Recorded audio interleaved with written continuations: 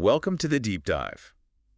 Gold prices, they've been absolutely soaring lately, haven't they? They really have. Hard to miss. Right, so the big question we're tackling, looking at some recent analysis, like a Business World report, is this.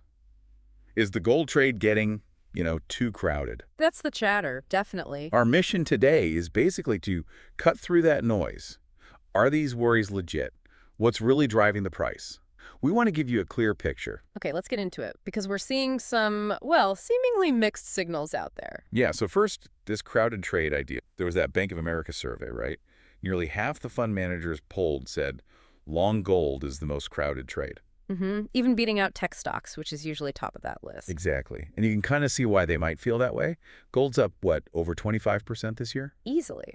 Hitting those record highs around $3,350 an ounce. And the analysis points to investors piling in for safety, with all the tariff talk and geopolitical risks floating around. That's the sentiment angle. But then there's the technical side, too. Some analysts are flagging potential warning signs. Like what specifically? Well, things like bearish RSI divergence. It basically means the price is rising, but maybe the momentum, the oomph behind it, is fading a bit. Okay. Interest, you've got futures markets showing really extreme long positioning, lots of bets that prices will keep going up. So technically it looks a bit stretched, maybe vulnerable. Potentially, yeah. Yeah. Especially in the short term. If those trade tensions were to suddenly ease up, you might see a pullback. Got it. Okay, so that's the argument for it being crowded, but the Business World piece also digs into why that might not be the whole story. Exactly. Who is actually doing the bulk of the buying? That's key. And it's not necessarily those fund managers surveyed. It seems not, or at least they're not the primary force. The real heavyweight buyers consistently have been central banks. Ah, right. We've talked about that before. They've been buying huge amounts. Massive amounts, over 1,000 tons a year, each year from 2022 through 2024. Think countries like China, Russia, India. They're leading this charge. And China started buying again late last year, didn't they? After a pause. They did, which signals this trend probably isn't over. It's ongoing strategic accumulation. So that's a huge underlying demand. And what about, like, regular investors? Yeah.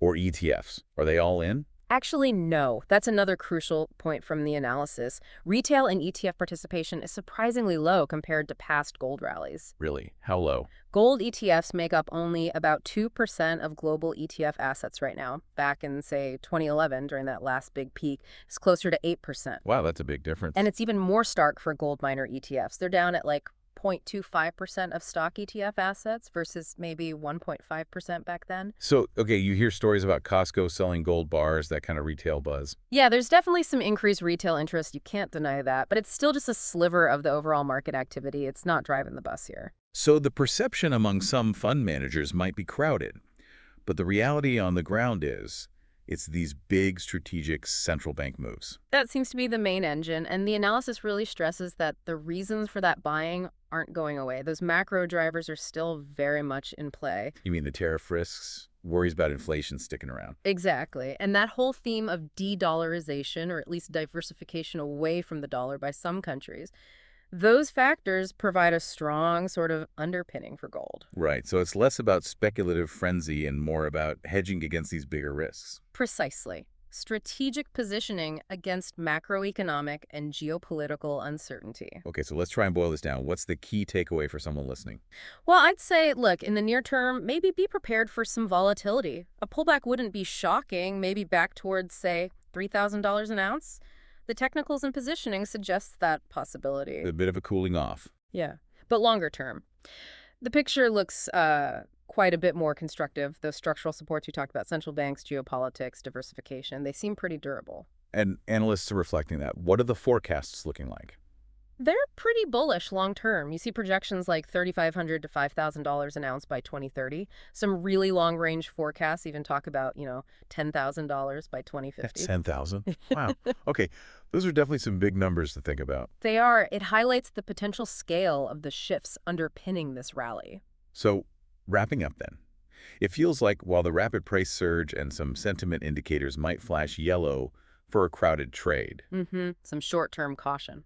the underlying story is more about these huge strategic flows from central banks, coupled with relatively low participation from ETFs and maybe less froth than previous peaks. That sums it up well. The core demand seems less speculative, more strategic hedging against those big global risks. Monitoring tariff news and what the Fed does remains crucial, of course. Absolutely. Okay, so as we close out, here's something to chew on.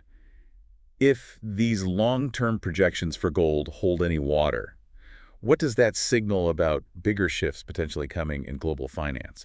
And how might that change how you think about your own strategy beyond just whether gold is crowded right now? A very important question indeed. Lots to consider. Thanks for taking this deep dive with us today. For detailed discussion on this and other important economic topics, visit our YouTube channel Business World. Business World, your business partner.